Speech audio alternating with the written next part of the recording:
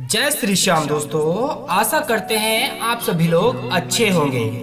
रामायण और महाभारत काल में ऐसे बहुत से प्रलयकारी श्राप दिए गए थे जिनका असर आज भी इस कलयुग में मनुष्य पर दिखाई दे रहा है। और ऐसे ही कुछ श्राप नारी जात को भी दिए गए थे, जिस कारण आज तक पूरी की पूरी नारी जात मासिक धर्म की पीड़ा को भोग रही है। क्या आपने कभी अपने जीवन में सोचा है कि महिलाओं को ये पीड़ा कहां से मिली और क्यों मिली? चलिए दोस्तों, जानने की कोशिश करते हैं। दोस्तों, मासिक धर्म के साथ साथ नारी जात को ये श्राप भी दिया गया था कि वो कभी अपने अंदर किसी भी जरूरी से जरूरी बात को छुपा नहीं सकती जब तक कि वह उस बात को किसी दूसरे को न बता दे। और दोस्तों, ये बात आपने महसूस भी की होगी। यह श्राप महाभारत के दौरान युधिष्ठिर ने सभी नारियों को दिया था, जब अर्जुन ने युद्ध में अंगराज कर्ण का वध कर दिया था।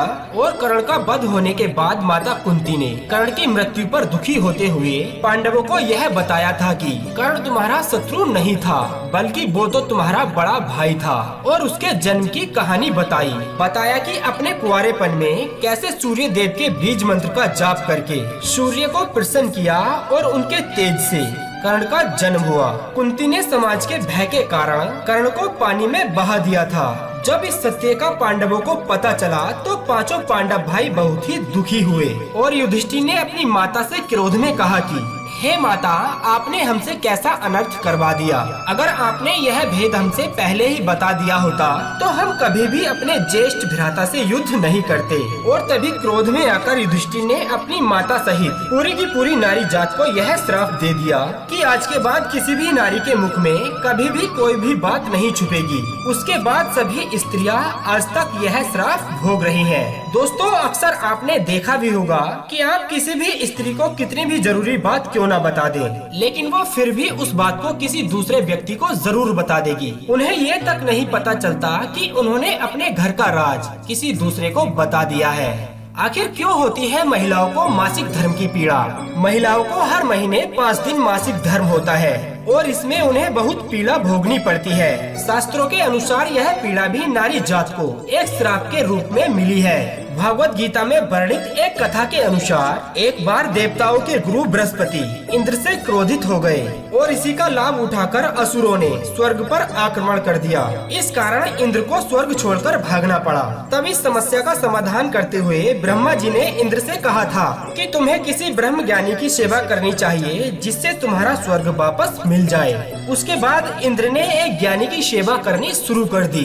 इंद्रदेव अनजान थे कि वे जिस ब्रह्म ज्ञानी की सेवा कर रहे हैं उनकी माता एक असुर थी और वह देवताओं से बड़ी ही नफरत करती थी। देवताओं की सभी सामग्री इंद्रदेव जो पूजा अर्चना के लिए उपयोग करते थे, तो उस सारी सामग्री को ब्रह्म ज्ञानी की माता असुरों को अर्पित कर देती थी। जब इस बात का पता इंद्रदेव को चला तो वह बहुत क्रोधित हो गए और क्रोध में आकर उस ब्रह्म ज्ञानी की उन्होंने हत्या कर दी जिसकी वे सेवा कर रहे थे। इस कारण इंद्रदेव पर ब्रह्म ज्ञानी की हत्या का पाप लग गया। वह पाप इंद्र के पीछे एक असुर के रूप में पड़ गया था और इस पाप से छुटकारा पाने के लिए इंद्रदेव ने अपने आप को एक फूल के अंदर छुपा लिया था। और भगवान विष्णु का चिंतन करने पर उन्होंने उस पाप से बचने का उपाय बताया। जब भगवान विष्णु ने इंद्रदेव से कहा कि इस पाप के अंश को 4 भागों में बराबर बराबर बांट दो। पहला पेड़ को, दूसरा पानी को, तीसरा पृथ्वी को और चौथा स्त्री को। इन चारों में इस पाप का अंश बराबर बराबर बांट दो।